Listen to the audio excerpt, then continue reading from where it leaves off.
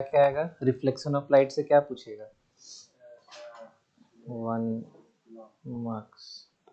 ठीक है, laws of reflection, इसमें 2 पॉइंट है, ये तो अभी तक सबको को याद होगा। अच्छा, इसमें भी किसी को समझने में दिक्कत होगा तो हमको एकदम तुरंत से रोक देना। जैसे लॉज ऑफ रिफ्लेक्शन में 1 मार्क्स का है, तो angle of incident is equal to angle of reflection, incident ray normal to the mirror at the point of incidence and reflected ray all lie in the same plane. क्या बोल रहा है देखो, अगर ये एक रे ऑफ लाइट आया, ठीक है, और ये एक पूरा अगर एक प्लेन मिरर है, तो क्या बोल रहा है, एंगल ऑफ इंसिडेंस, मतलब हमेशा ध्यान रखना, अभी भी सब कोई गलती किया था, हम कॉपी चेक कर रहे थे, नॉर्मल होता है, कोई भी रिफ्लेक्टिंग सरफेस की एक नॉर्मल होता है, ठीक है, ये नॉर्मल इमेजिनरी, इसको अपने से ड्रॉ करना पड़ेगा, इसी से हम लोग एंगल लेते हैं, ये वाला। तो एंगल ऑफ इंसिडेंट ये हो गया एंगल आई, और इधर का हो गया एंगल आर, तो ये दोनों बराबर होता है, पॉइंट नंबर 1। पॉइंट नंबर 2 क्या बोलता है, इंसिडेंट रे, मतलब ये जो रे आ रहा है, the normal to the mirror at the point of incident, मतलब ये वाला पॉइंट, यहाँ से एक नॉर्मल हम लोग एक पूरा एक प्लेन बना दिए मान लो, ठीक है, एंड द रिफ्लेक्टेड रे और lie on the same plane, sorry ये वाला प्लेन हम लोग का नहीं बनता, इसको लेके ऐसे प्लेन बना देंगे, तो देखो इंसिडेंट रे भी वही पेपर में चला गया, रिफ्लेक्टेड रे भी वही पेपर में चला गया, और एक मिरर भी वही पेपर में चला गया। ठीक है, इसको यहाँ तक में किसी को कोई दिक्कत, ये 1 मार्क्स का क्वेश्चन है। स्फेरिकल मिरर, स्फेरिकल मिरर देखो, इस चैप्टर में सबसे पहली चीज तो ध्यान देना है, मिरर एंड लेंस से ही मैक्सिमम क्वेश्चन आएगा।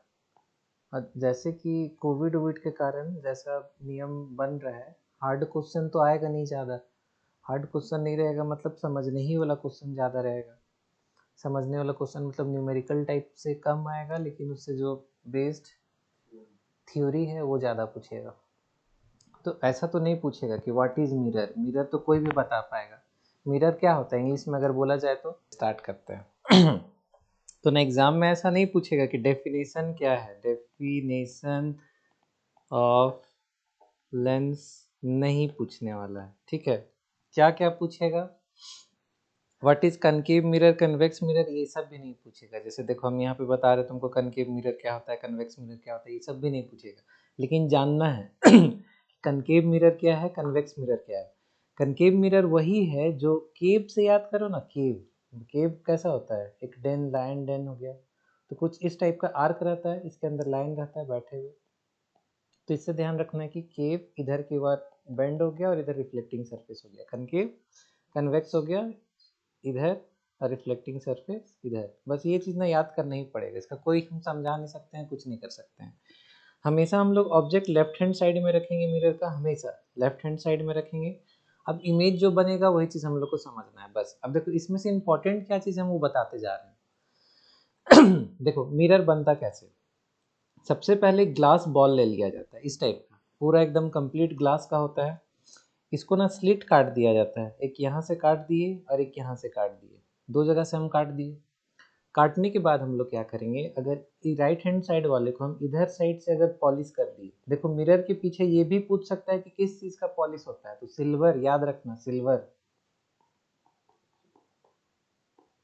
सिल्वर या मरकरी, मरकरी नहीं सिल्वर ही रहता है, इसी से रिफ्लेक्शन हम लोग को दिखता है, अपना चेहरा दिखता है। तो अगर हम लोग ऐसे कर दिए तो हम लोग क्या मिला, राइट हैंड साइड में कनकेव मिरर, कनकेव मिरर। अगर हम इस साइड को अंदर से हम लोग पॉलिश कर दिए तो हम लोग को क्या मिला, कन्वेक्स मिरर, कन्वेक्स मिरर, ठीक। अब देखो 1 मार्क्स में अब यहाँ से कुछ कुछ चीज़ पूछेगा, अगर कोई बढ़िया टीचर होगा तो क्या पूछेगा, सबसे मोस्ट इम्पॉर्टेंट क्या चीज़ है यहाँ से, एपर्चर, ये वाला पोर्शन, देखो ये, क्योंकि ये सबको ही जानता है लेकिन फिर भी कोई नहीं बता पाएगा एपर्चर क्या होता है। देखो हम लोग का रिफ्लेक्टिंग पार्ट कितना हुआ, इतना ही दूर हुआ, ठीक है, और इधर का हम लोग रिफ्लेक्टिंग पार्ट देखेंगे तो इतना ही दूर हुआ, क्योंकि हम लोग इतने ही पोर्शन को पॉलिश करके रखे हुए। तो यही जो पोर्शन रहता है इसी को हम लोग, ये लेंथ को हम लोग क्या बोलते हैं, एपर्चर। तो यही सबसे इंपॉर्टेंट चीज है। Aperture is the total reflecting part of an concave mirror is known as aperture. ये आगे होगा, नहीं होगा तो हम इसको यहाँ पे नोट करवा देते हैं। सबसे पहले तो फोकस, रेडियस ऑफ कर्वेचर, ये सब, हाँ ठीक। एक बार देख लेते हैं, आगे होना चाहिए, नहीं रूल्स है, ठीक। तो इसमें से हम कुछ कुछ चीज़ बताना पसंद करेंगे।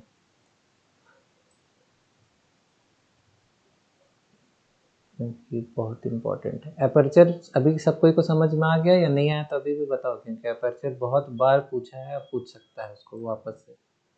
तो फिर से तो बीच ही में पूछ लिया करो, मेरा उतना डेरिवेट मत करो कि हम जब पूछेंगे तो। देखो रिफ्लेक्टिंग पार्ट कितना दूर हुआ लेंस का, ये रेड पेन से जो चल रहा है, हम बैकग्राउंड को भी वाइट कर दे क्या? पता नहीं कहाँ से होगा, अब भूल गए।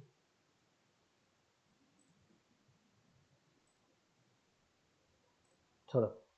देखो अगर ये मिरर बना तो हम लोग का रिफ्लेक्टिंग पार्ट कितना हुआ, इतना ही सा। अगर इसको हम पॉइंट ए बोले और पॉइंट बी बोले, तो पॉइंट ए से बी रिफ्लेक्टिंग पार्ट हो गया। तो डिस्टेंस बिटवीन, इसको हम ऐसे भी लिख सकते हैं, distance between point A to B, इसी को हम लोग बोलते हैं एपर्चर। या फिर हम और दूसरा भाषा में इसको क्या बोल सकते हैं, the total reflecting part, the total reflecting part of a mirror. बस। और ये चीज़ पूछता है, हम बार बार बोल रहे हैं अपर्चर, मॉक वगैरह का पेपर देख लेना, घुमा फिरा के पूछ दिया। और मेरा लाइट का असाइनमेंट में वो भी खाली पूरा का पूरा प्रीवियस ईयर है, उसमें भी देखो हम क्वेश्चन पूछे हैं। अब यहाँ पे ना ये जितना भी हम पॉइंट दिए हुए, principal axis, pole, centre of curvature, radius of curvature, focus, aperture, relation between focus and radius of curvature, इसमें से जो सबसे इम्पोर्टेंट हुआ वो हम लोग अभी तक समझ गए, अपर्चर। नेक्स्ट जो चीज़ पूछेगा ये relation between focus and radius of curvature. अब देखो कोई भी एक स्फीयर से, मतलब कोई भी एक सर्कल से हम लोग ऐसा काट के एक हम लोग मिरर बनाए हैं। मिरर का सेंटर ये हुआ, क्योंकि एक सर्कल है तो इसका सेंटर, मिरर का भी सेंटर होगा। अब बस सेंटर ये है तो रेडियस ये हो जाएगा, रेडियस। तो रेडियस का जस्ट जस्ट जो हाफ पोर्शन होता है उसी को हम लोग बोलते हैं फोकस, और कुछ नहीं। तो relation between focus and radius of curvature क्या हो जाएगा, रेडियस किसका हो जाएगा, ट्वाइस ऑफ फोकस हो जाएगा सीधा। यहाँ पे समझने में किसी को कोई दिक्कत?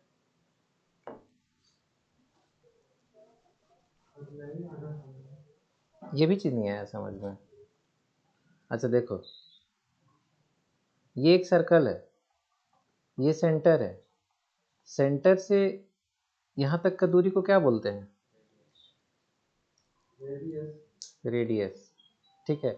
अब इसका अगर हम बीचों बीच, रेडियस का बीचों बीच को अगर हम बोल रहे हैं फोकस बोलते हैं। कौन है? आयुष गायब है। ठीक है कोई बात नहीं। ठीक, देखो अभी रेडियस हो गया, हम बोले ना रेडियस के बीचों बीच अगर हम बोलेंगे फोकस है, तो ट्वाइस ऑफ फोकस को हम लोग आर बोल सकते हैं। कैसा बोला ना? देखो ये रेडियस, ये दूसरा पॉइंट, मतलब ये रेडियस है पूरा, हम बोल रहे हैं इसका मिडिल पॉइंट, इसको हम फोकस बोले। तो यहाँ से यहाँ का दूरी x है, तो यहाँ से यहाँ का दूरी भी x हो जाएगा।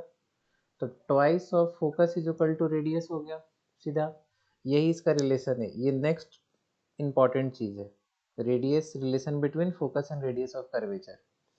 तीसरा चीज क्या पूछेगा, कभी पूछने नहीं जा रहा है कि फोकस क्या होता है, कभी नहीं पूछ रहा है रेडियस ऑफ कर्वेचर क्या होता है, सेंटर ऑफ कर्वेचर अगर गलती से पूछ दे तो इसको हम लोग क्या लिखेंगे, it is the centre of it is the centre of, हम लोग कुछ भी बोल सकते हैं, एक पुराना स्फीयर जिससे वो पार्ट है, या फिर दूसरा चीज क्या बोल सकते हैं, centre of the sphere, sphere of which mirror is a part, mirror is a part। मतलब देखो ये जो पूरा स्फेयर है, इससे जो हम लोग इतना सा मिरर निकाल के लेके आए हैं, इतना सा मिरर, तो इस स्फीयर का सेंटर को ही सेंटर ऑफ कर्वेचर बोलते हैं। पोल कभी नहीं पूछने जा रहा है, प्रिंसिपल एक्सिस कभी नहीं पूछने जा रहा है। तो दो चीज़ बस ध्यान रखना, relation between radius and centre of curvature, नहीं रेडियस एंड फोकस, और दूसरा हो गया अपर्चर। ठीक, चलो rules. Image formation by spherical mirror using रे डायग्राम। अब यहीं से हमको ना लगता है कि बहुत जन को दिक्कत है। स्टार्ट करते हैं। रेड कलर, देखो तो 3 रूल होता है खाली, हम लोग का 2 से सारा काम हो जाएगा। 4 है तो हम लोग यूज करेंगे खाली। पहला रूल क्या बोलता है, अभी तक सब कोई गेस याद हो जाना चाहिए था। केशव और दिव्यांका देखो समझो, अगर एक ray parallel to principal axis आएगा, प्रिंसिपल एक्सिस किसको बोलते हैं, यहाँ पे जो ये लाइन रहता है इसको हम लोग बोलते हैं प्रिंसिपल एक्सिस। ठीक, अगर कोई ray of light parallel to principal axis आएगा किसी भी चीज में, भले लेंस हो स्लैश मिरर हो, ऑलवेज पासेस फ्रॉम फोकस। ठीक, तो ये कनकेव है। कन्वेक्स में देखो एक चीज का थोड़ा सा चेंज होता है कि ये रिफ्लेक्ट करके ऊपर भेजता है, तो इसको डॉटेड लाइन यहाँ पे आता है, देखो डॉटेड लाइन, ये भी हमेशा फोकस से पार होगा, और इसी को हम लोग बोलते हैं virtual line. Virtual line, virtual line क्यों बोलते हैं? नहीं, देखो अभी जो क्लास चल रहा है वर्चुअल क्लास चल रहा है, मतलब रियल में हम लोग हैं नहीं, लेकिन हम लोग प्रेजेंट हैं। उसी प्रकार वो लाइन रियल में नहीं है लेकिन वो वहाँ पे प्रेजेंट है, इसीलिए उसको हम लोग वर्चुअल लाइन बोलते हैं। ठीक है चलो आगे। दूसरा, कोई भी लाइन अगर फोकस से पार हो रहा है तो जाके पैरेलल हो जाएगा प्रिंसिपल एक्सिस के। ठीक, इधर वाले में थोड़ा ऐसे है, अगर फोकस से आया तो आया प्रिंसिपल एक्सिस में। इसके पहले हम लोग क्या देखे थे, प्रिंसिपल एक्सिस से गया तो फोकस से पार होगा, देखो जस्ट उसका उल्टा। इधर भी हम लोग क्या देखे थे, अगर प्रिंसिपल एक्सिस से पैरेलल है तो फोकस से गया, डॉटेड कर दिए यहाँ, जस्ट उसका उल्टा। सेम। ठीक, रूल 3 क्या बोलता है, सबसे most important rule, centre of curvature से जो भी रे ऑफ लाइट जाएगा वो वापस सेंटर ऑफ कर्वेचर से जाएगा। इसका क्यों ऐसा नियम है, देखो मैथ्स में अभी तक तुम लोग क्लास 10th में पढ़ लिए होंगे कि अगर हम लोग सेंटर से कोई भी एक लाइन को यहाँ पे थ्रो कर रहे हैं तो ये यहाँ पे जाके कितना डिग्री बनाएगा, 90 डिग्री बनाएगा। तो जाहिर सा बात है अगर हम सेंटर से किसी को वहाँ पे पुश किए तो वापस ही ना जाएगा, क्योंकि वो तो 90 डिग्री है, मतलब एकदम प्लेन मिरर जैसा रिफ्लेक्शन होगा। वही रूल इसमें चलता है, ये यहाँ पे एग्जैक्टली जाके ऐसे 90 डिग्री बना देता है। ठीक, तो अगर ये भी क्वेश्चन पूछे ना कि वाई व्हेन अ रे of light passes through center of curvature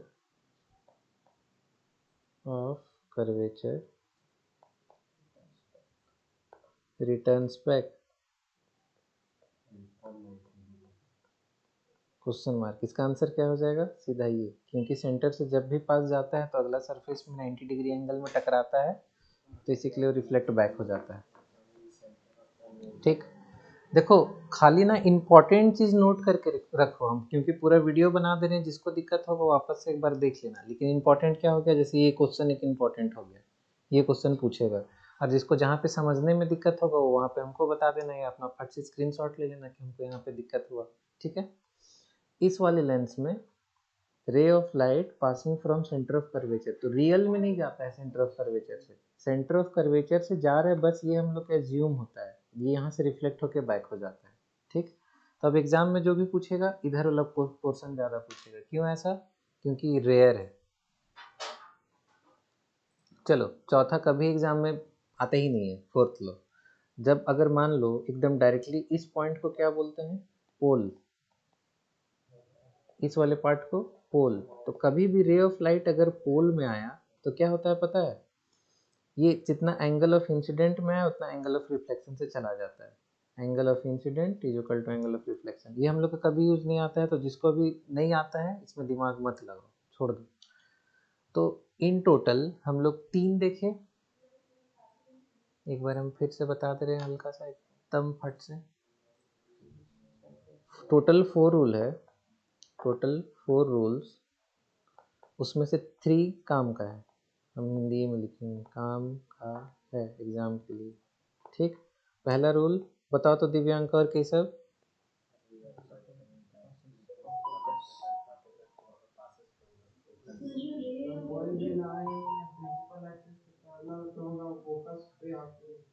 ठीक, इसका बताओ दिव्यांका, ये कौन सा लेंस है, राइट वाला, ये वाला, वो कौन सा मिरर है? Very good, convex mirror. ठीक है, इसमें ray of light parallel to principal axis हम लेके गए, तो ये तो रिफ्लेक्ट करके ऊपर गया, तो ये तो फोकस से टच नहीं कर रहा है, क्यों नहीं कर रहा है? वेरी गुड, चलो एक रूल ये हो गया। दूसरा रूल क्या बोलता है? जस्ट इसका उल्टा, कि कभी कोई रे ऑफ लाइट अगर फोकस से जाएगा तो पैरेलल टू प्रिंसिपल एक्सिस हो जाएगा। कभी कोई रे ऑफ लाइट लग रहा है कि फोकस से जाएगा, वर्चुअल मतलब हिंदी में बोलेंगे कि लग रहा है, तो पैरेलल हो जाएगा। ठीक, और तीसरा रूल क्या है? सेंटर ऑफ कर्वेचर वाला, अगर कोई ray of light centre of curvature से पार होगा तो वापस वहीं से आ जाएगा। ठीक, सेंटर ऑफ कर्वेचर, कोई ray of light centre of curvature से आया तो उसी में वापस चला जाएगा। ये 3 रूल्स है ना, तुम लोग सब क्वेश्चन बनाओगे। अब देखो, अब देखो, टोटल 6 केसेस बनता है formation of image bye concave mirror. ठीक है, ऊपर लिखा हुआ एकदम क्लियरली, कनकेव मिरर से हम लोग पढ़ रहे हैं। इसमें ना देखो, घुमा फिरा के बार बार, अभी तक अंकित समझ गया होगा कि यही क्वेश्चन पूछता है यहाँ पे। केशव, अंकित और क्या नाम है, यशवंत, तीनों को समझ गया कि यही क्वेश्चन पूछता है, 6ठा नंबर। और सैंपल पेपर में भी यही दिया हुआ है, 1 मार्क्स में घुमा के भी यही पूछा है सब में। एक ये क्वेश्चन इतना ज्यादा इंपॉर्टेंट है 6ठा का, कि अगर जिसको याद होगा, हम पढ़ा रहे थे लास्ट ईयर, तब भी हम बोले थे कि इसको रट लो, नहीं समझ में आता है तो रट लो।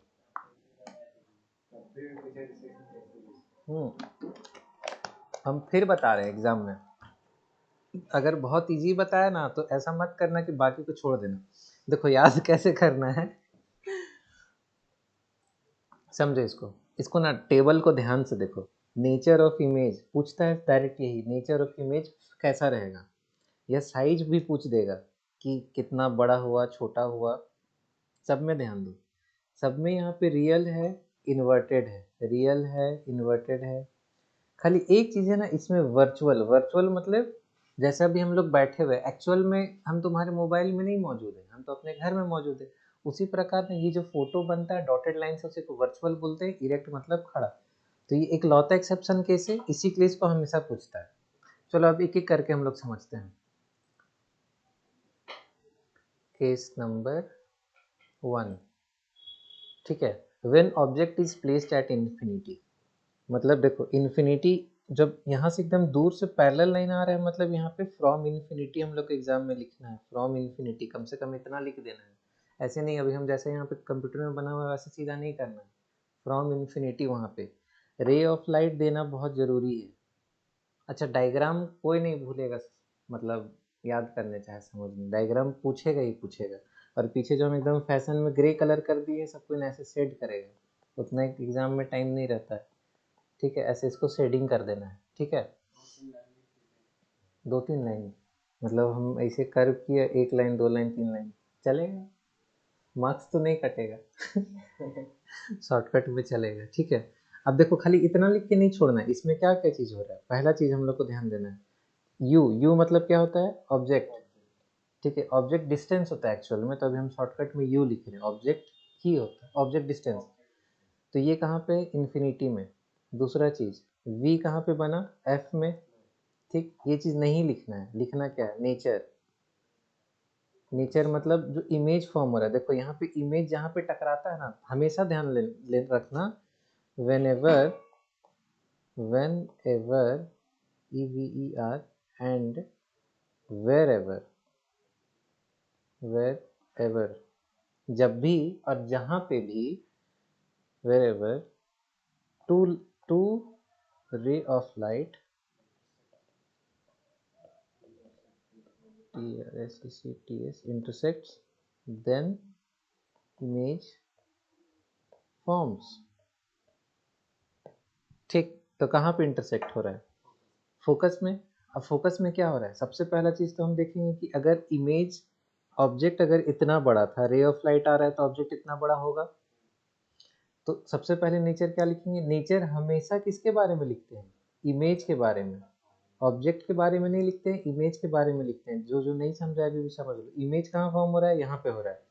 तो अब ना आँख से देखो एकदम, इसमें कुछ याद करने वाला चीज नहीं। ऑब्जेक्ट अगर इतना बड़ा है, इमेज इतना छोटा हो रहा है, तो इसको हम क्या लिखेंगे? डिमनिस्ट, DIMINISHED, डिमनिस्ट। जिसको डिमनिस्ट में दिक्कत हो रहा है लिखने, वो लिख सकता है very small size, small. Magnified कहाँ से हो जाएगा? ऑब्जेक्ट इतना बड़ा है, इमेज इतना छोटा सा फॉर्म हो रहा है, तो कहाँ से मैग्नीफाइड होगा? ये वाला हो गया ना इमेज। डिमनिस्ट मतलब बहुत छोटा, वेरी स्मॉल। दूसरा चीज क्या समझेंगे हम लोग? कि ना उल्टा, एकदम बहुत माइक्रोस्कोप से इसको जूम करके देखेंगे ना तो ऐसे उल्टा दिखेगा। तो रियल एक तो हो गया। रियल, जब भी रियल लाइन टकरा रहा है तो उसको हम लोग रियल लिखेंगे। जो डॉटेड लाइन से टकराता है तो उसको हम लोग वर्चुअल लिखते हैं। तो रियल और इन्वर्टेड। तो देखो, कभी मान लो रे डायग्राम बनाने के लिए बोल दिया, तो कहाँ कहाँ कैसे कैसे मार्क्स डिस्ट्रीब्यूशन। इस फोटो में 1 से 2 नंबर डिपेंड करेगा, लेकिन ना 1 मार्क्स का रहेगा।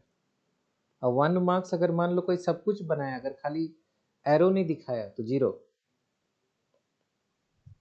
खाली एरो छूट गया तो 0।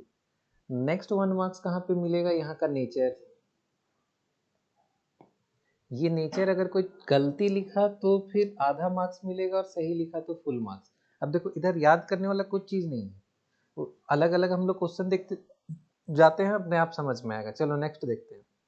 When object is placed between centre of curvature and infinity. तो अब एग्जाम में ना जरूरी नहीं कि इतना आसान से हम लोग को क्वेश्चन दे देगा कि placed between centre of curvature and infinity. इसको क्या बोलेगा कि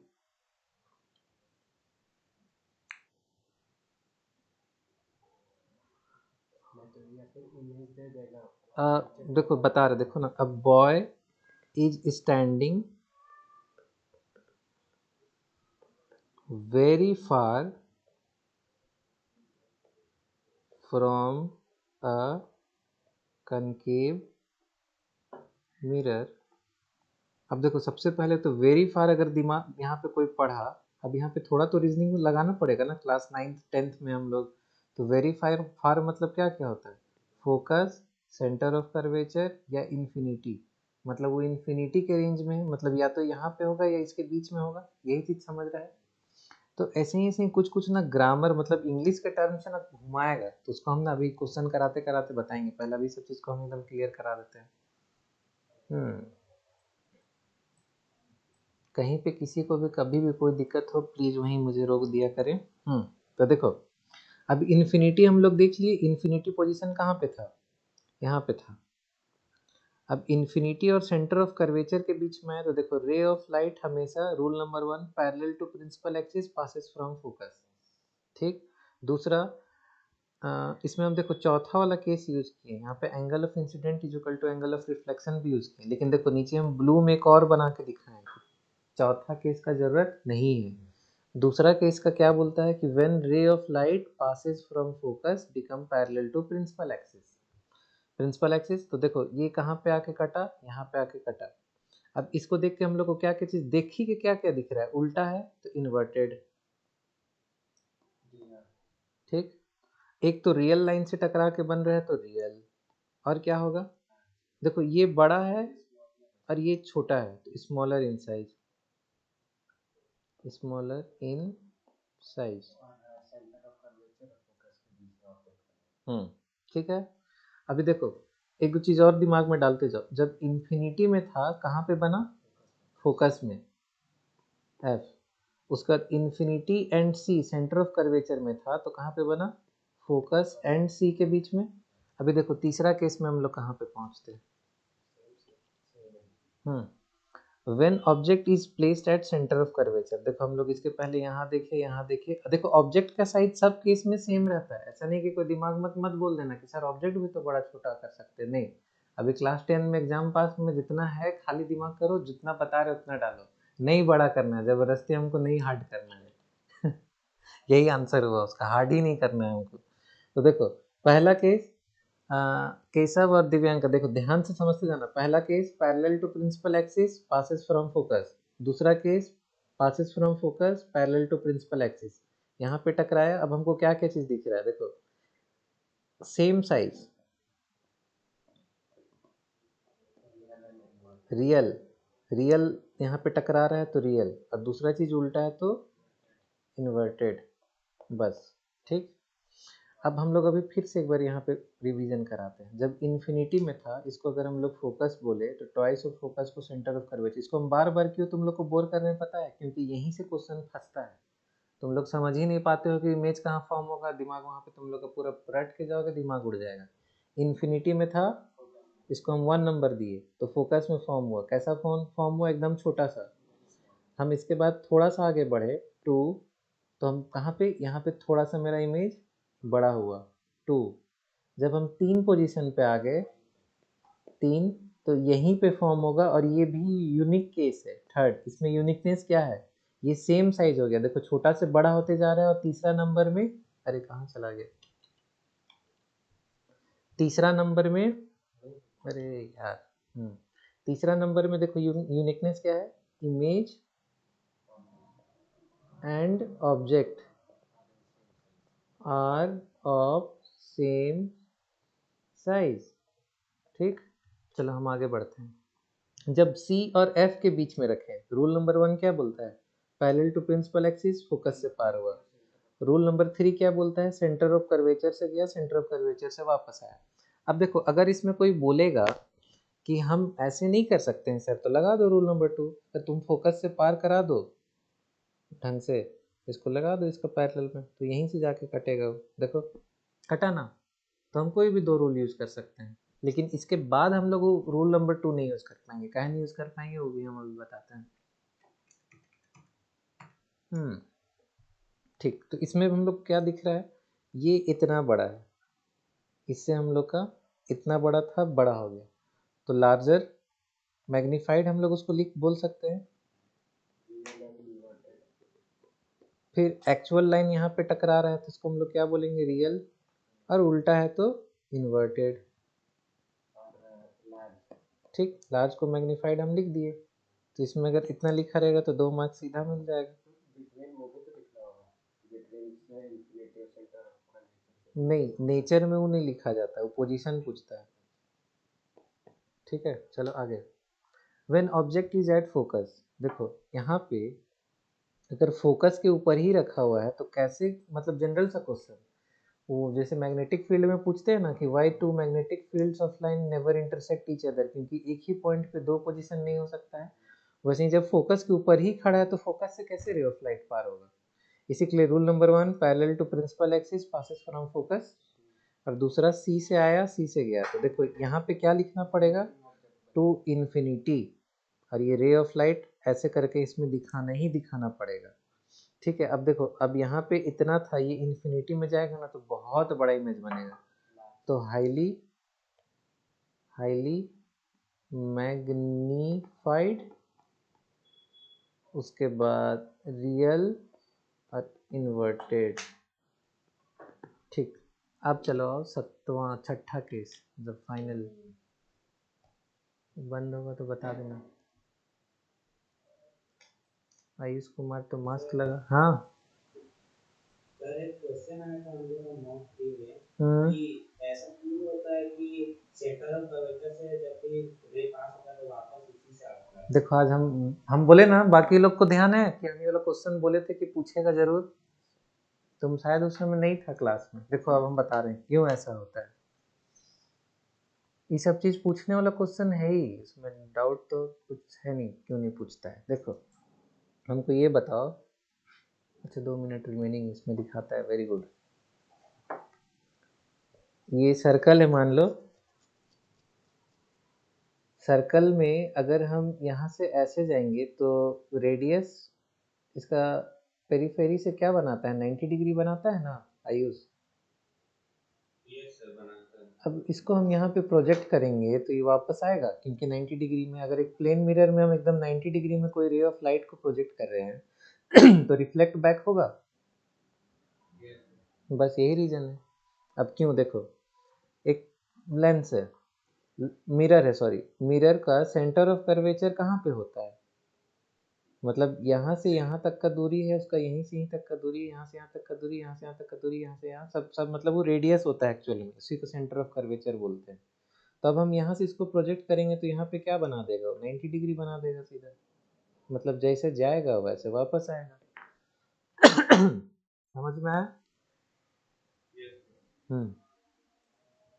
चलो, यही है छठा केस, मोस्ट इम्पॉर्टेंट केस। अब क्योंकि ना टाइम ख़त्म होने वाला है तो एक बार बाहर निकला जाए, फिर वापस से तुरंत से सबको ज्वाइन कर लो। यही है हमारा छठा केस, मतलब परम शक्तिमान वाला केस। SHAKTI। फिर तुम लोग कह रहे हो मैं तो सुपरमैन बोलना चाहिए ना। चलो देखो क्या होता है, क्यों है ये सबसे यूनिक केस। सबसे पहला चीज तो इसको हम लोग फोकस, और ये पॉइंट को हम फिर से याद दिला रहे हैं, क्या बोलते हैं, गलत, इसी पोल, सेंटर ऑफ कर्वेचर, ये एकदम सी लिख के उसको डिनोट कर रहा है कि I am centre of curvature, centre of curvature, ठीक। तो पोल एग्जाम में सीधा लिखा रहेगा बिटवीन पोल एंड फोकस। अब देखो इसमें रूल नंबर 1 अगर हम चलाएंगे, rule number 1, parallel to principal axis passes from focus, यही चीज, तो ये तो अपना इसी को काट दे रहा है, तो ये पॉसिबल है नहीं, rule number 1 not possible, rule 1 not possible, ठीक। अरे वो कहाँ मिट रहा है मेरा इरेजर, हाँ इसको साफ करो, ठीक, हटो ना यार, डिलीट ही नहीं हो रहा है,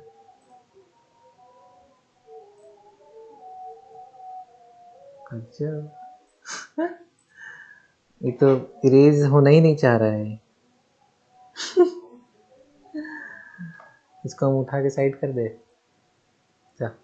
अरे ठीक, उसको हम साइड रख दिए। चलो, rule number 1 eliminated. Rule number 3 क्या बोलता है, अगर सेंटर ऑफ कर्वेचर से जाएगा तो सेंटर ऑफ कर्वेचर में वापस आ जाएगा, ठीक। और ये एक मुलौता केस है जिसमें हम लोग ना रूल नंबर 4 यूज करना होगा, रूल 4। रूल 2 क्यों नहीं यूज कर पाएंगे, देखो रूल 2 क्या बोलता है, कोई चीज फोकस से पार होगा तो उसको प्रिंसिपल एक्सिस का पैरेलल होना होगा। अगर इसका अगर फोकस से हम अगर पार करते हैं कोई चीज को तो कहाँ जाके टकराएगा, कहीं तो टकराने का जगह ही नहीं है, तो इसीलिए रूल 1 एंड 2 एलिमिनेटेड। समझ में आया क्यों इतना इंपॉर्टेंट केस है, 1 और 2 एलिमिनेट हो गया, खाली हम लोग रूल 3 एंड रूल 4 में चल रहे हैं। रूल 4 क्या बोलता है, angle of incident is equal to angle of reflection, मतलब अंदाजी एक ठो से बना लेना है। इसी वाला को हम लोग ऐसे आगे बढ़ा दिए, पर इसको ऐसे बना देना है कि जाके कहीं ना कहीं टकरा जाए। अब जब भी लेंस के उस तरफ जाता है इसको हम लोग क्या बोलते हैं, बियॉन्ड, कोई कोई किताब में बिहाइंड लिखेगा, बिहाइंड द लेंस, लेंस के पीछे, तो बिहाइंड ना, और कहीं कहीं एग्जाम में दे देता है बियॉन्ड, बियॉन्ड द लेंस, तो ये सब इंग्लिश से नहीं घबराना है, क्या बोलेगा, इमेज फॉर्म होता है बियॉन्ड द लेंस चाहे बिहाइंड द लेंस, तो सब ठीक है। अब इसको ना हमेशा डॉट, क्या हो गया,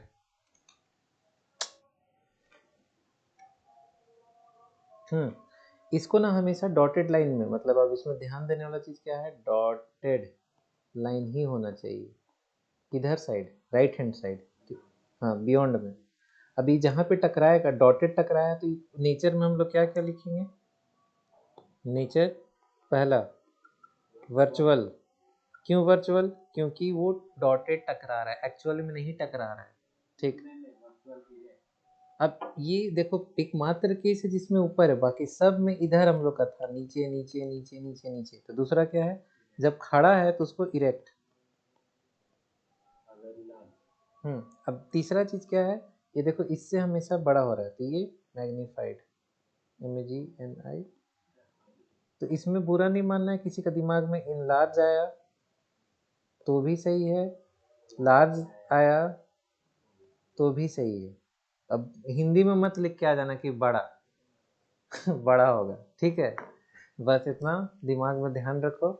और ये केस को कितना प्रकार से घुमा के पूछता है, चलो अब तुमको दिखाते हैं। CBSE सैंपल पेपर रिलीज किया है इसी साल, कि बोल दिया कि हम ना यही चीज पूछेंगे। अब कैसे पूछेंगे देखो सुनो। क्वेश्चन नंबर, ये वाला कोई कोई लोग किया है। क्वेश्चन नंबर 15 का ए देखो यहाँ पे, name the device type of lens mirror used in the following case and draw ray diagrams to show the image formation in each case। देखो object is placed between device and it's focus. तो जब वहां पे device लिख दिया, कहाँ गया, यहाँ पे अगर डिवाइस लिख दिया तो डिवाइस मतलब क्या होता है, डिवाइस मतलब लेंस होगा या मिरर होगा। और वो चीज ऊपर लिखा हुआ है, ध्यान से देखो, टाइप्स ऑफ लेंस और मिरर। तो अब उसमें डिवाइस खाली देख के ना, अब यहाँ पे एगो लड़का गलत कर दिया कि सर डिवाइस का होता है, हम तो पोल, फोकस, रेडियस और सेंटर ऑफ कर्वेचर पढ़े थे। तो अब यहाँ पे या तो ये लेंस है या ये लेंस है, तो इसका फोकस और इसका डिवाइस के बीच में रखा हुआ है। मतलब ये कौन सा केस का बात कर रहा है, पोल एंड फोकस, मतलब सिक्स्थ केस, ठीक। अब it's focus, the enlarge image is formed behind it. फिर यहाँ पे गौर फरमाए, बिहाइंड इट।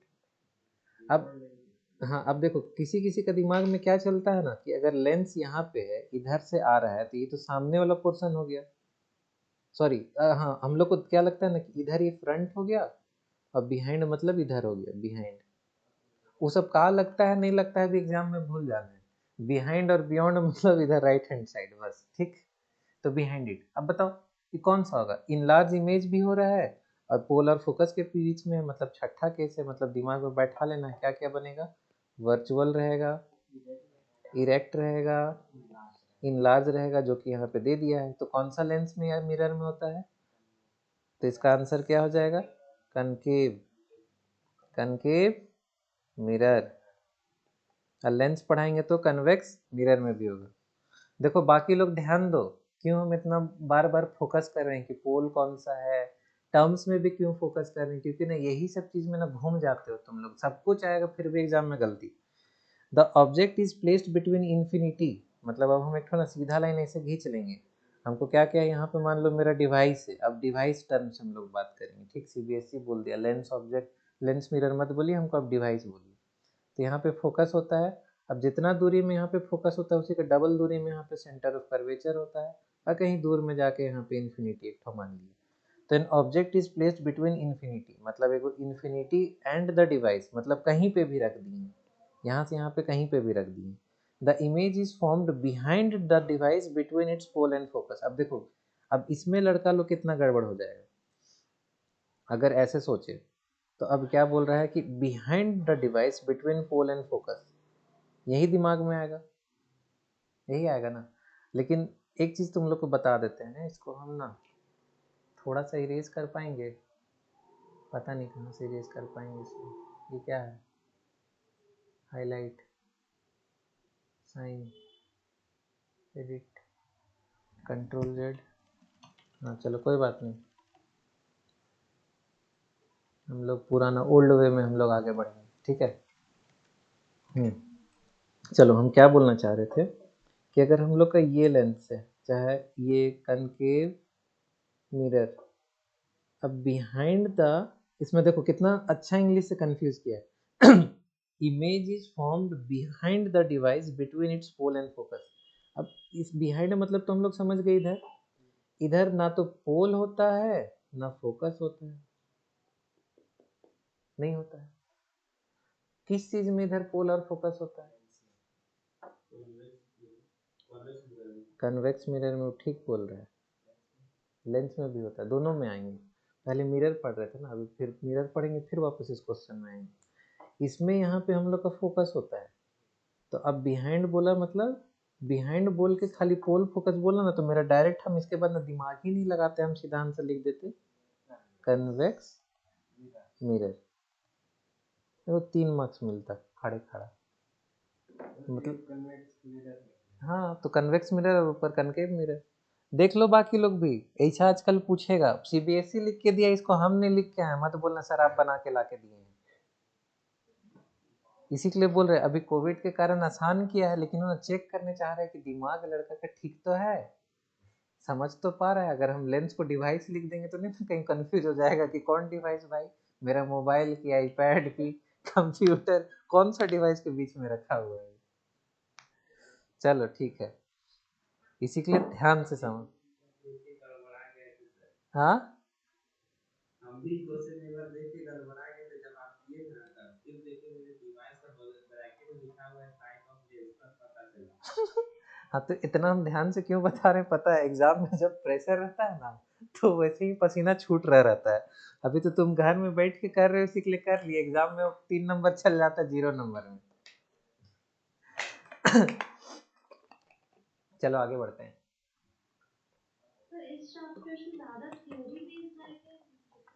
देखो सीबीएसई सैंपल पेपर के हिसाब तो बोल रहा है कि थ्योरी बेस्ड ज़्यादा रहेगा, और सबसे ज़्यादा क्वेश्चन भी इसी से रहेगा हमको लग रहा है।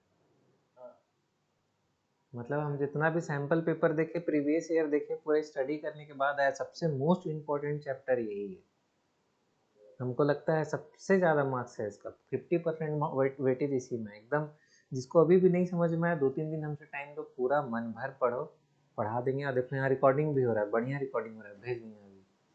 और जियो फाइबर लगवा लिए के सब, अब मत बोलना नेट नहीं काम कर रहे हैं, मारेंगे वहीं पे आके चप्पल चप्पल, समझा।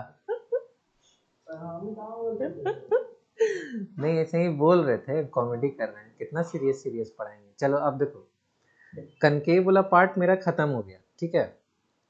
अब हम आ रहे हैं कन्वेक्स मिरर में। हाँ, पार्ट खत्म नहीं किए, अब इसमें देखो याद कैसे करना है। हमने अपना पूरा बचपन से यही चीज याद करके रखे, और आज तक मेरा चल रहा है। चलो अभी तो metre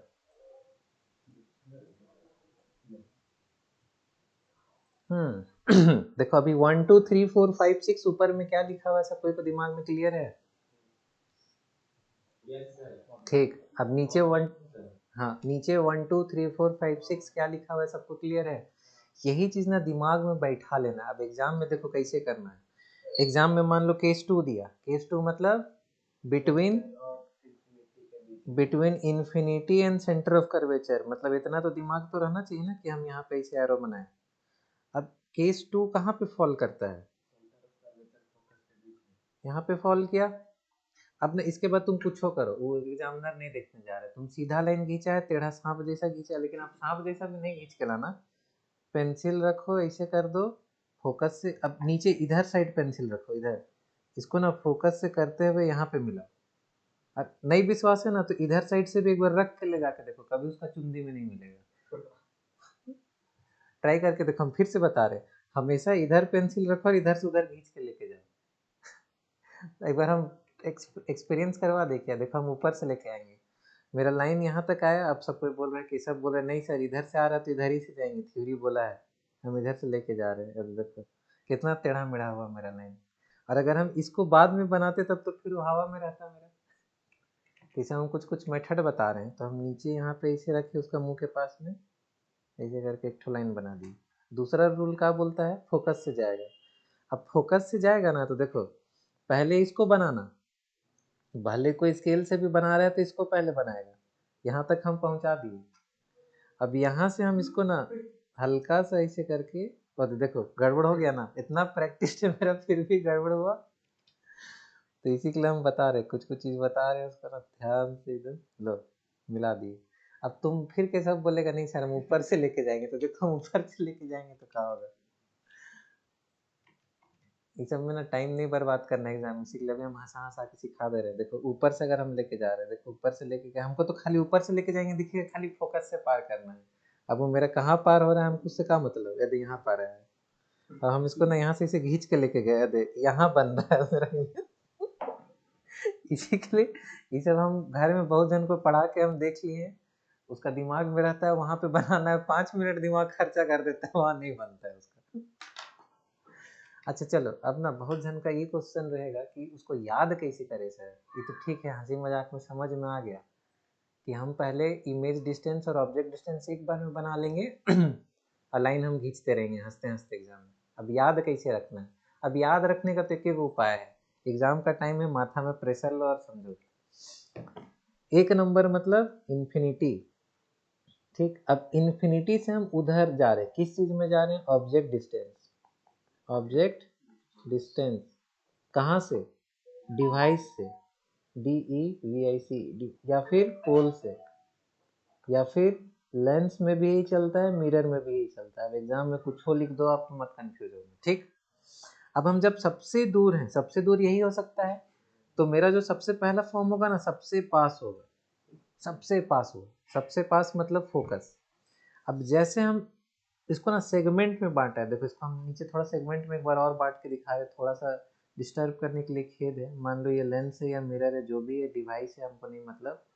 focus, centre of curvature, और मान लो इन्फिनिटी। तो 3 पॉइंट है, 1 2 3, और 3 मिडिल वाला पोर्शन है, मिडिल मिडिल और मिडिल, ठीक। मिडिल वाला पोर्शन समझ में आया कि सी और इन्फिनिटी के बीच में, सी और एफ के बीच में, चाहे फोकस और पोल के बीच में।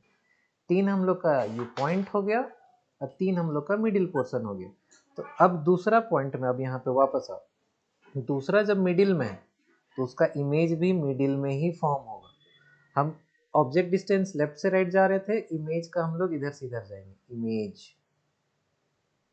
और इधर से इधर जाएंगे ना तो इमेज का हाइट देखो ऐसे बढ़ते जाएगा, height of image, height of image, ये ऐसे करके बढ़ते जाएगा। सबसे पहले सबसे छोटा, उससे फिर थोड़ा सा बड़ा, और तीसरा नंबर में जब सी में रखेंगे ना तो एकदम एग्जैक्ट साइड्स का रहेगा, एकदम एग्जैक्ट।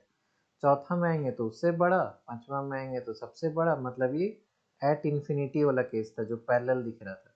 और जब छठा केस जाएंगे, यही जो एक्सेप्शनल वाला केस है, यही चीज को रट लेना है, खत्म एग्जाम। इसका स्क्रीनशॉट ले लो, 3-4 बार देखो, हम अभी रिकॉर्डिंग में भेज देंगे, ज्यादा सोचने वोचने का नहीं, ठीक। बताओ यहाँ तक किसी को कोई दिक्कत? No sir, no doubt. ठीक, केशव, दिव्यांका, ठीक है। तो अभी पूछ लो, अब मत शर्माओ, क्या कि एग्जाम एकदम सिर पे चढ़ के ना चले, जो हंसेगा हंसेगा, वो एग्जाम में देख लेंगे वाला मोटिव रहना चाहिए दिमाग में, ठीक है। थोड़ा सा भी डाउट होगा पूछ लेना, ऐसे हम रिकॉर्डिंग भेज दे रहे हैं, आज ही भेजेंगे और अभी ही भेजेंगे हम, क्या कि केशव बोला था ना तो हम फाइबर लगवा लिए। चलो, अब ये 1 मार्क्स का ही अच्छा पार्ट है। फिर यहाँ पे येलो हो गया कहाँ से? चलो कोई बात नहीं, एक पेज में येलो है तो हम लोग ज़्यादा माथा नहीं खराब करेंगे। 1 मार्क्स में पूछता है कनकेव मिरर कहाँ कहाँ यूज करते हैं, तो टॉर्च में क्यों यूज करते हैं? वही 5वां वाला केस देखो, बता दे रहे, थोड़ा सा समझ लो। अगर फोकस में हम कोई चीज रखते हैं तो ऐसे टकरा के एकदम पैरेलल हो गया था ना, पूरा पैरेलल, 5वां वाला केस। तो इसमें इसी के लिए ना, लाइट ऐसे जब निकलेगा तो ऐसे थोड़ा ज़्यादा दूर तक जाएगा, पैरेलल रहेगा। तो देखो, टॉर्च हो गया, व्हीकल हो गया, सेविंग मिरर, हाँ सेविंग मिरर हो गया, सोलर पर लेंस हो गया, यूज्ड बाय डेंटिस्ट। इसको हम नहीं करा सकते, इसको याद करना पड़ेगा, ये पूछता है, इसको याद कर लेना, ये वाला पेज को, इसमें नहीं शर्माने का है। चलो आगे, कन्वेक्स मिरर। कन्वेक्स मिरर का सबसे खास बात है, खाली 2 चीज़ है। दो क्या क्या चीज़ है? 2 ही केस है और इसका कोई केस ही नहीं बनता है। पहला केस कि वो इन्फिनिटी में रखा हुआ है, और दूसरा case between pole and infinity. अब वापस हम लोग क्वेश्चन में याद करो, उसमें क्या लिखा हुआ था? Object is placed between device and infinity. तो देखो, बिटवीन पोल एंड इन्फिनिटी कहीं पे भी रखा हुआ है। तो पहला केस में क्या होता है, वो तो सबको जानता है कि जब भी parallel to principal axis passes from focus, और ये कहाँ पे बना? अपना फोकस में। तो क्या क्या चीज़ होगा? इस वाले मिरर में हमेशा ध्यान रखना, इस वाले मिरर में ऑलवेज वर्चुअल ही फॉर्म होता है, वर्चुअल इमेज। तो क्वेश्चन में ना ऐसे भी लिखता है, नेम अ मिरर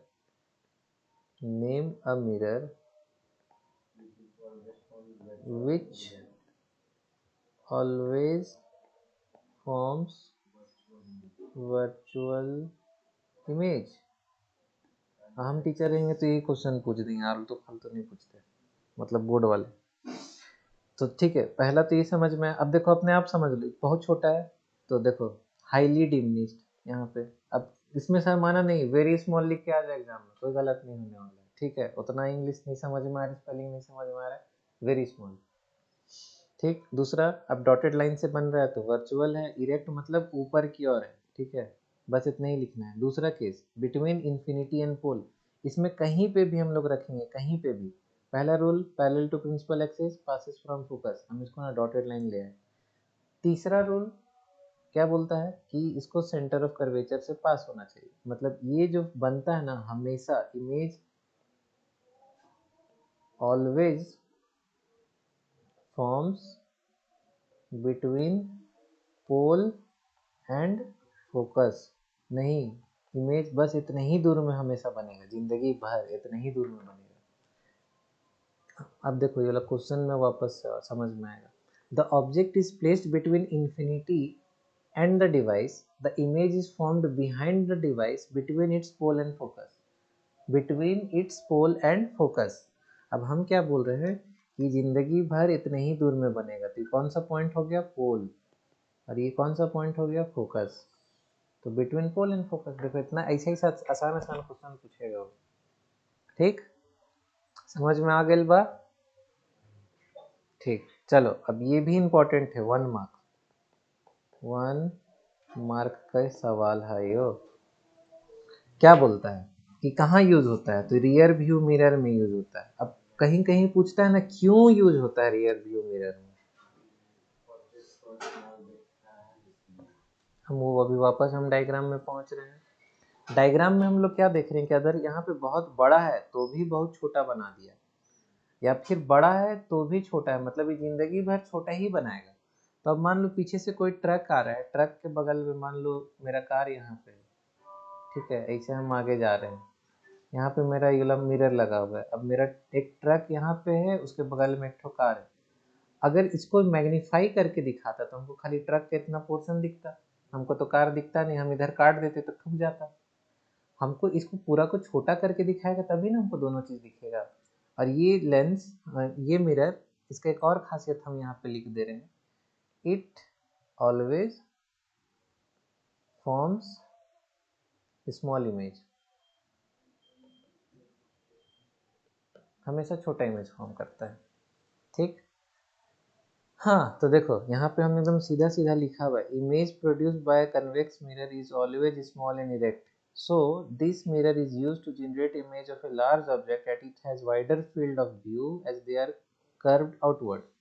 इसी के लिए इसको हम लोग रियर व्यू मिरर में यूज करते हैं कि हमको ज़्यादा पीछे का दिखाना है तो उसमें छोटा करके सब दिखा दो भाई। ये वेरी इंपॉर्टेंट पार्ट है, इजी क्वेश्चन, जैसे 20% हार्ड रहता है 80% इजी, तो 80% वाला में सब लाइक करेगा। चलो साइन कन्वेंशन, कोई थक जाएगा बोलेगा कि नहीं सर आज के लिए ज़्यादा हो गया, कल भी हमको घीच दीजिए, तो हम वैसे भी कर सकते हैं।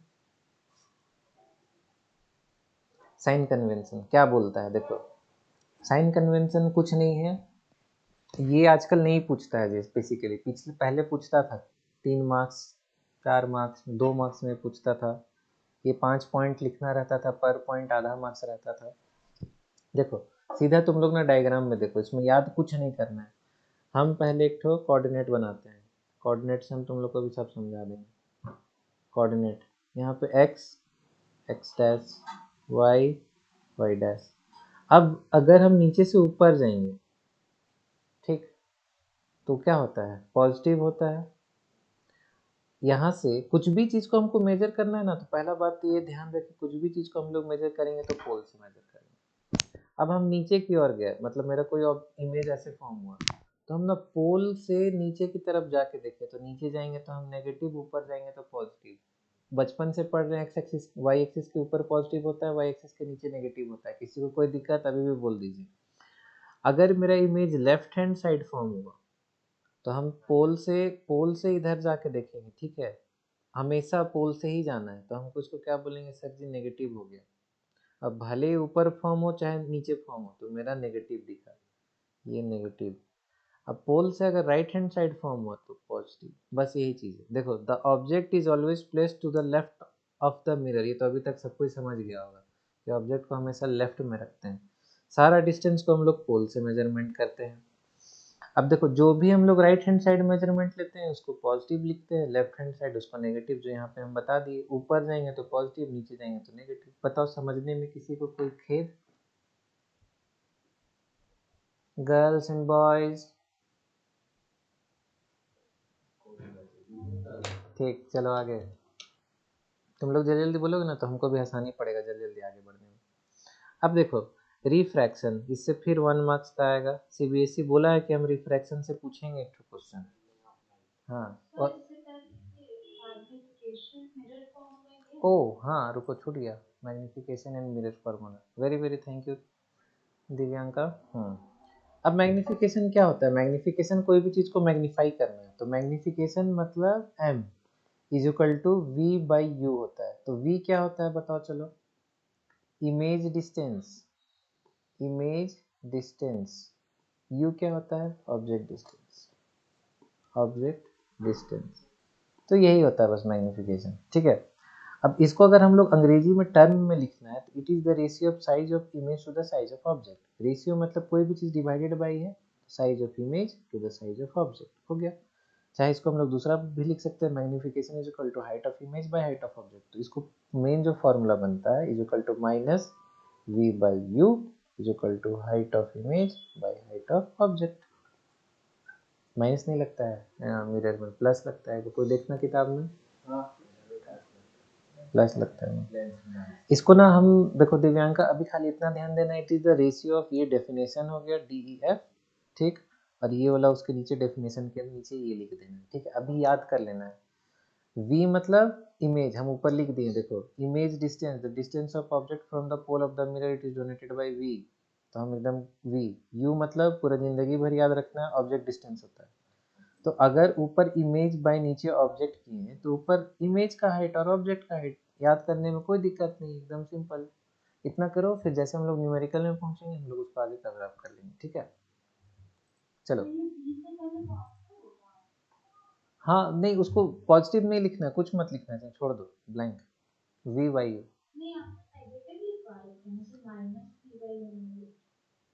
कॉपी में माइनस है, देखो हमको सब कंफ्यूज कर दिया। चलो माइनस है, ठीक है। Minus of v by u is equal to h i by h o, ठीक। इतना भी याद रखो, हम लोग क्वेश्चंस में उसको हम लोग आगे प्ले करेंगे। होगा होगा माइनस होगा, हमको भी माइनस ही याद आ रहा था। आगे बढ़ते हैं। देखो, रिफ्रैक्शन से एकदम आएगा क्वेश्चन, सीबीएसई का सैंपल पेपर में है तो आएगा। अब रिफ्रैक्शन क्या होता है? बेंडिंग ऑफ लाइट, बस इतना ही, इतना भी कोई लिख के आ जाएगा ना, बेंडिंग ऑफ लाइट, इसको हम लोग बोलते हैं रिफ्रैक्शन। कोई वहाँ पे हिंदी इंग्लिश कुछ नहीं, 1 मार्क्स हम लोग को मिल जाएगा। अब देखो, थोड़ा जो तेज है, जिसको जिसको मान के चलो एकदम 80 में 80 लाना है, उसको तो मैडम अगर देखेगी कि परफेक्ट स्कोर हो रहा है तो कहीं से मार्क्स काटना चाहेगा। कि किसी को भी अगर परफेक्ट स्कोर होता है ना, तो हेड एग्जामिनर कॉपी चेक करता है कि आप 100% मार्क्स कैसे दिए, तो एक बार देखा जाता है। हाँ, 3 बार एक्चुअल में नहीं, मतलब 2 बार, लेकिन हो जाता है कि फुल मार्क्स आया है तो एक बार दिखाइए। कहे कि बच्चा को ना रिजल्ट के साथ अवार्ड भी मिलता है सीबीएसई की तरफ से, समझे। इसीलिए 100% मार्क्स किसी में आएगा ना तो बहुत रिस्पेक्ट का बात होता है, तो उसको लिखना पड़ेगा। बेंडिंग ऑफ लाइट कब? जब हम घर में सो रहे थे तब नहीं, when ray of light passes from one medium to another medium, तभी बेंड होता है। अब देखो यहाँ पे, देखो छोड़ो ना, वो माइनस है, उसको उतना दिमाग नहीं लगाना है। कहाँ पे प्लस है? अरे वो लेंस में होगा।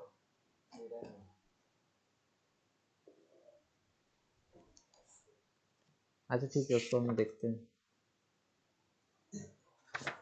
उसमें बहुत कॉम्प्लिकेशन है, अगर ना हम साइन कन्वेंशन फॉलो करके आए तो चलेगा नहीं। चलो देखो, अगर एक रे ऑफ लाइट है, ये ग्लास स्लैब तो तुम लोग स्कूल में नहीं देख पाए होगे, अब तो स्कूल का तो सुख प्राप्ति नहीं हुआ हुआ, ठीक है, तो ग्लास स्लैब में अगर हम ना एक लेज़र लाइट प्रोजेक्ट करेंगे ना ऐसे, तो क्या होता है, ये थोड़ा सा ऐसे बेंड हो जाता है, बेंड होके इस तरह से ऐसे निकल जाता है। ठीक है, तो इस प्रोसेस को हम लोग क्या बोलेंगे, रिफ्रैक्शन। अब देखो एक्चुअल में लाइट को कौन सा पाथ से जाना था, लाइट कैसे जाना चाह रहा था, लाइट जाना चाह रहा था, बोला था सर जी मैं ऐसे जाना चाह रहा था। तो ये जो डिस्टेंस होता है, इसको जाना जो चाहिए था और एक्चुअल में जो चला गया, इसको क्या बोलते हैं, lateral, LATERAL, lateral displacement, MENT। ये दूरी को तो डिस्प्लेसमेंट बोलते हैं, सबको को कोई दिक्कत नहीं। लैटरल मतलब लेटा हुआ, मतलब सीधा सीधा, सिंपल सा, इसको लैटरल डिस्प्लेसमेंट बोलते हैं। अब इसके आगे हम एक दो चीज़ और बताना पसंद करेंगे। You are running out of time, no worries bro. चलो देखो, अगर एक रे ऑफ लाइट आया ऐसे, तो हम क्या बोले थे, हमेशा नॉर्मल बनाएंगे, नॉर्मल हमेशा, और नॉर्मल से ही एंगल होगा, नहीं भी तो इसको हम 50 बार बता दिए क्लास में। ठीक, एंगल ऑफ इंसिडेंट। अब यहाँ से बेंड हुआ, बेंड हुआ, फिर यहाँ पे फिर एक नॉर्मल बनाए, फिर इससे ऐसे रिफ्लेक्ट होकर ऐसे बाहर निकल गया। तो हमेशा नॉर्मल से एंगल निकालते हैं, मतलब एंगल ऑफ रिफ्लेक्शन। अब फिर नॉर्मल से जो बाहर निकला, एंगल ऑफ इमर्जेंट, मतलब हम लोग यहाँ पे तीन चीज़ मिला, angle i, angle r and angle e. अब तीनों को क्या बोलते हैं, आई से angle of incidence, r angle of refraction, e angle of emergent. इसको नया होगा EMERGENT। और ये जो एक्चुअल पाथ जा रहा था और जो गया, इसको हम लोग क्या बोलते हैं, लैटरल शिफ्ट। ठीक, अब ये क्वेश्चन, हाँ सर ये एंगल को क्या बोलते हैं? उसको, उसी को ना, वो एंगल ऑफ रिफ्रैक्शन ही में जाएगा, आर ही जाएगा। देखो तो एक बार बुक में, तुम लोग भी हाईलाइट कर सकते हो नहीं।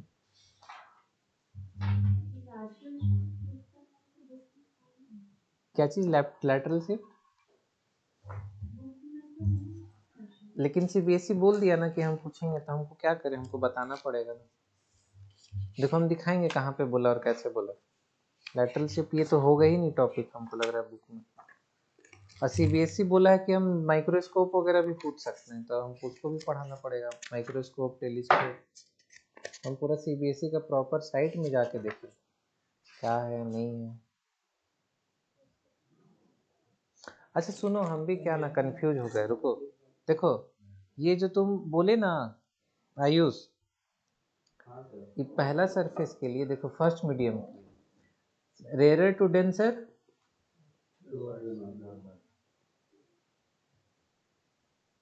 टुवर्ड्स द नॉर्मल, पक्का। अभी पूरा याद करके आया नहीं। तो ये हो गया एंगल ऑफ इंसिडेंट, ये हो गया एंगल ऑफ रिफ्रैक्शन। अब मान लो ये डेंसर है, इसी को हम अब ना बाहर ले जा रहे फिर वापस से रेयरर में, तो क्या हो जाएगा, तो ये उसका क्या हो जाएगा, एंगल ऑफ इंसिडेंट 2, तो एंगल ऑफ रिफ्लेक्शन 2 बोल सकते हैं। अगर इसको हम इंडिविजुअल ले ले, इसको इंडिविजुअल ले ले, तो वही ना होगा, IR।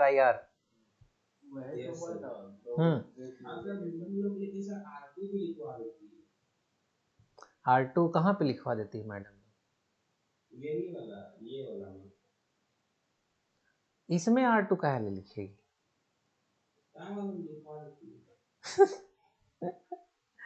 लिख सकते हो, जैसे इसको अगर मान लो R1 दिए हैं, तो इसको R2 भी दे सकते हैं। देखो नाम देने में कोई हर्जा नहीं है, दे सकते हो। लेकिन एग्जाम में क्या पूछेगा, IE और IR और E, तीन ही चीज पूछेगा बस, और एक तो लैटरल शिफ्ट। हालांकि ये सब हम मानते हैं CBSE का NCERT बुक में नहीं, लेकिन CBSE पता नहीं इस बार क्या कर रहा है, वो जो क्वेश्चन भी बना रहा है सैंपल पेपर, वो भी भांग खा के बना रहा है, पता नहीं। कहे कि आज तक तो ऐसा नहीं दिया था सैंपल पेपर, हम पहली बार ऐसा देख रहे हैं कि टेलीस्कोप के बारे में क्वेश्चन पूछ रहा है। वो असर्शन एंड रीजनिंग वगैरह लगा दिए हैं ना, तो सबके बारे देखो, देखो कैसा क्वेश्चन दिया है, CBSE का साइट से निकाले हैं। ये तो देखो पूरा ड्राइंग बना दिया है, क्वेश्चन नंबर 11 पूरा ड्राइंग बना दिया है। अब उसमें क्या बोल रहा है, देखो ड्रॉ कंप्लीट करे डायग्राम को, तो डायग्राम कंप्लीट करते हैं तो कैसे होगा, ये वाला आई, अच्छा आई खोली, बेवकूफ जैसा नहीं लिख के आएगा, पीछे एंगल का साइन लगाएगा।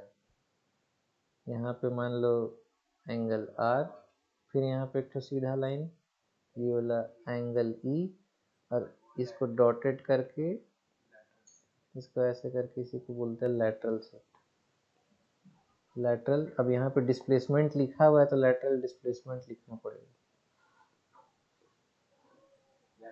देखो question, draw the complete diagram and label it, मतलब हम लोग एग्जाम में यही डायग्राम को एगो अपना कॉपी में बनाएंगे, उसमें हम जो लाल से जो जो लिखे हैं नॉर्मल नॉर्मल नॉर्मल उसको ऐड करेंगे। क्या क्या बोल रहा है, देखो बोल रहा है एंगल ऑफ इंसिडेंट दिखाइए, दिखा दिए, रिफ्लेक्शन दिखाइए, दिखा दिए, इमर्जेंट चाहिए, दिखा दिए, और लैटरल डिस्प्लेसमेंट क्या होता है वो भी एक दिखा दीजिए, और इसको पूछ रहा है अलग से कि लैटरल डिस्प्लेसमेंट क्या होता है। तो देखो कोई घबराना नहीं, जो वो एक्चुअल पाथ में जाना चाह रहा था, लाइट कौन सा पाथ में जाना चाह रहा था, इस वाले पाथ में, और गया इस वाले पाथ में, तो डेविएशन इन द पाथ, ठीक है, लिख देते हैं DEVIATION, deviation in the actual path, actual path of the light is known as, जो भी है, लेटरल डिस्प्लेसमेंट। ठीक, कोई समस्या नहीं, चलो आगे। हाँ बता देंगे, उसको आसान है, डरने का नहीं है कुछ भी चीज़ से। अब चलो नेक्स्ट है, ये भी पूछ रहा है 1 मार्क्स में, 1 मार्क्स क्या है, 3 मार्क्स में भी पूछ रहा है, 3 मार्क्स तक इसको लेके जा रहा है, ठीक है। रिफ्लेक्टिव इंडेक्स क्या होता है, refractive index, the refractive index of a material is a dimensionless number. अब अभी तक बताओ किसको किसको नहीं मालूम डायमेंशनलेस नंबर, हम अभी बताएंगे कि हम भी जब स्कूल में थे ना तो टीचर एक बार पकड़ के, जो टॉपर था जो हम लोग के टाइम में 98% लाया था, वो नहीं जानता था डायमेंशनलेस नंबर क्या होता है, उसको खूब मारा था। अरे कोई डरने वाला बात नहीं है, जरूरी नहीं तुम लोग जानते होगे, कहीं कि स्कूल स्कूल गए नहीं हो तो ऑनलाइन उतना नहीं समझ में आता है, किताब में थोड़ी कहीं लिखा है डायमेंशनलेस का डेफिनेशन, सुनो, नहीं जानते हो ना, ठीक तो बताया करो। देखो स्पीड, कभी कभी ना कंप्यूटर अपना जो बुद्धि लगाता है ना इडियट बॉक्स बना के, बहुत गुस्सा चढ़ता है। और देखो, तो देखो अगर v1 वेलोसिटी 1 बाई वेलोसिटी 2, अगर हम दो वेलोसिटी को डिवाइड किए, चाहे दो, रुको सुनो, तो कोई भी सेम दो अलग अलग क्वांटिटी को डिवाइड किए, जैसे मान के चलो 10 मीटर पर सेकेंड, ध्यान दे 10 मीटर पर सेकेंड में, एक हम बोले 15 मीटर पर सेकेंड, तो सबको इसको काटने में जिंदगी बिता दिया, काट बिताया ना, साइंटिस्ट लोग ने इसको भी काट दिया, यहाँ पे मीटर पर सेकेंड था, यहाँ पे भी मीटर पर सेकेंड था, तो अभी क्या बचा, सीधा नंबर बचा, नंबर कितना बचा 2/3, इसका साथ कोई यूनिट नहीं है, तो जिसके साथ कोई यूनिट नहीं रहता है उसको बोलते हैं dimension less number, less number. उसको ना वाइवा में पूछा तो वाइवा में बता नहीं पाया था, लेकिन उसको स्कूल वाला 20 में 20 दिया था, just because he is a topper.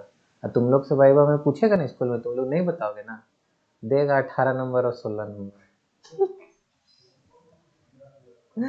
समझ में आया आयुष? हम्म। अच्छा, हम अपना स्कूल का लाइफ में एक तो बहुत अच्छा काम किए थे, कम से कम जो वाइवा वाला आया था ना, हमको शाबाशी दे के गया था, बोला था कि मतलब मेरा अल्टीमेट था फिजिक्स, उस टाइम हम 11-12 को अच्छी वर्मा से पढ़े थे, मतलब इतना ज़्यादा हम तेज थे खाली फिजिक्स में, बाकी में तो चाचा चौधरी चल रहे थे, खास करके सबसे ज़्यादा चाचा चौधरी हम चले थे। मैथ्स तो जिसका फिजिक्स अच्छा उसका मैथ्स खराब रहेगा, हम अभी भी पूरा एकदम 11-12 को गर्दा उड़ा के रख देते। हाँ हिस्ट्री में एकदम 100% चाचा चौधरी थे, और एक तो संस्कृत में समझे में नहीं आता था, कब हर्षी लगाए तो कब दीर्घी लगाए। ठीक है, हाँ तो कहाँ पे थे हम लोग, डायमेंशनलेस नंबर सब कोई को समझ में आ गया, जिसका कोई यूनिट नहीं होता, सीधा बात, वो यूनिट ना डिवाइड हो जाता है। चलो रिफ्रैक्टिव इंडेक्स, हाँ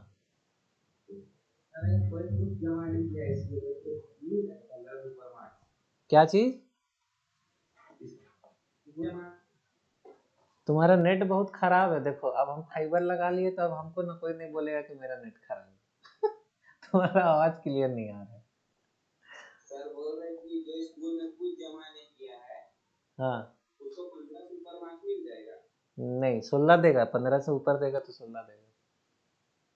नहीं वो बोलता है कि जो जमा किया कुछ भी नहीं जमा किया उसको कितना नंबर देगा। देगा लेकिन जो कुछ भी जमा नहीं किया लेकिन थोड़ा बहुत भी मार्क्स लाया है स्कूल में तो पूरा फेल हुआ है बराबर से। कुछ तो लाया है।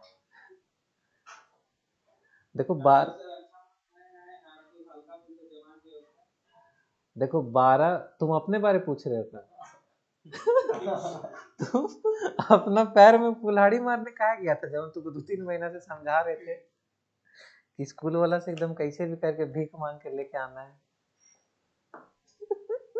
नहीं जमा किया है। गधा। सबको तो यस नो बोलने में भी लगता है एनर्जी लग जाता है। कल से खाना वाना भी भेजवाए क्या मोबाइल से? जोमेटो में ऑर्डर कर देते हैं। तो यस खाना में यस ठीक है। The refractive index of a material, ठीक है, मतलब कोई एक मटेरियल का ही हम बात कर रहे थे। देखो पढ़ाई करो ना तो ऐसे तो अपने आप भी समझ में आता है। कोई एक मटेरियल का reflective index is a dimensionless number that describes, मतलब जो बताता है how fast light travel through the material. मतलब कुछ नहीं, पूरा हमको पढ़ के ये समझ में आया रिफ्लेक्टिव इंडेक्स कोई एक नंबर है। नंबर क्यों है? क्योंकि यहाँ पे तो सीधा लिख दिया डायमेंशनलेस है, उसके आगे पीछे कोई यूनिट नहीं, मतलब एक नंबर है जो नंबर बताता है कि कितना तेज जाएगा लाइट, बस खत्म। और it is the ratio of, देखो अब जिसको हार्ड लग रहा है ना वो यहीं से लिखना स्टार्ट करेगा, यहाँ पे हम मार्क कर दे रहे हैं ए। और it is the ratio of speed of light in vacuum to the speed of light in medium, बस इसको हम यहाँ पे कर दे रहे हैं बी। कोई अगर इतना भी लिख के आया है तो उसको 1 मार्क्स मिलेगा, जहाँ से हम ए लिखे हैं जहाँ से बी दिए हैं। ठीक, speed of light in vacuum to the speed of light in medium. हम्म अब देखो रिफ्रैक्टिव इंडेक्स को डिनोट किया जाता है कहीं कहीं से म्यू पे और कहीं कहीं पे एन से। एन भी मेरा म्यू जैसा लिखा रहा है, देखो म्यू और एक तो एन, दो चीज। ठीक, और यूनिवर्सल ट्रूथ है सी को स्पीड ऑफ लाइट बोला जाता है फिजिक्स में। कोई अगर पूछेगा सर सी क्या है तो उसको ना मतलब आइंस्टाइन आके चपले चपल मारेगा। और v होता है नॉर्मल वेलोसिटी, मतलब velocity speed of light in medium. ठीक, तो अब हम लोग क्या समझे, रिफ्लेक्टिव इंडेक्स समझ गए। अब देखो इसमें ध्यान से, रिफ्लेक्टिव इंडेक्स का हम एक और बात बोले थे ना, एक सिंपल एक नंबर है जो स्पीड ऑफ लाइट बताता है, speed of light in medium. अब इसको ध्यान से सुनना, इससे भी क्वेश्चन पूछ दिया है, मतलब इतना बढ़िया बढ़िया क्वेश्चन पूछा है ना। कोई यहाँ पे ना ब्लिंक कर रहा है, कोई कुछ बोलना चाह रहा है क्या? अमौखिक माध्यम से केशव सर कल ले लीजिएगा ना क्लास, कुछ समझ नहीं आ रहा है। अच्छा ठीक है केशव, मतलब तुम मुंह से बोल सकते हो, यहाँ पे कोई बुरा नहीं मानेगा। हम तो तभी पूछे थे कि कोई अगर थक जाएगा बोल्ड हो जाएगा तो हमको बता देना। ठीक, सबसे बड़ा चैप्टर है। अच्छा माने का नहीं केशव, एकदम बेहिचक रहने का, समझा? बाबू राव से कुछ नहीं सीखे हो?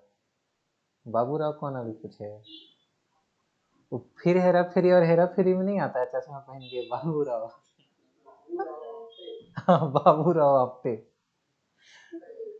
उससे सीखने का ना बिड़ू, शर्माने का नहीं, सीधा बोलने का। अच्छा चलो इस पेज को खत्म कर लेते। देखो पेज क्या बोल रहा है, खाली उनको उतना समझाने दो। क्योंकि एकदम अभी जो लाइन बोल रही है इसी से क्वेश्चन आया।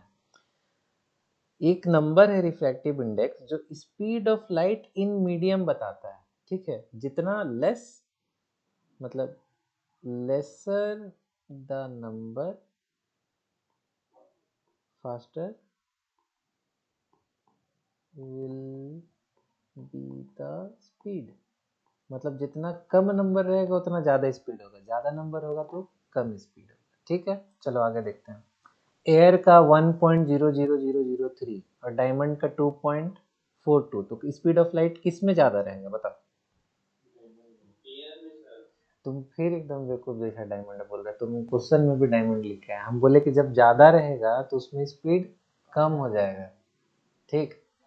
तो सबसे ज्यादा स्पीड इसमें रहेगा और सबसे कम डायमंड में रहेगा। अब देखो सीबीएसई जो क्वेश्चन रिलीज किया ऐसा ही सब बेवकूफ जैसा क्वेश्चन भी देगा, घबराने का नहीं। ऊपर वाला क्वेश्चन देखो यहाँ पे, ये वाला, what is the reflective index of diamond, oh sorry, उसके ऊपर एक और आएगा क्वेश्चन। हाँ, in which medium does the light move faster, water और डायमंड। अब वाटर डायमंड यहाँ लिख दिया, ऊपर इसमें ई भी लिखते रहा है कि वाटर का 1.33 है और डायमंड का 2.42 है। तो अब बताओ, ऐसा ही सब बेवकूफ जैसा क्वेश्चन भी देगा, 2 मार्क्स में देगा, लो झेलो, ठीक। नंबर ज्यादा रहेगा, स्पीड कम हो जाएगा। और वैसे दिमाग में भी सोचना है, डायमंड मतलब बहुत हेवी सब्सटेंस, हार्ड सब्सटेंस, जितना हार्ड रहेगा जाहिर सा बात है उससे पार होने में दिक्कत होगा। एयर दुनिया का सबसे हल्का चीज।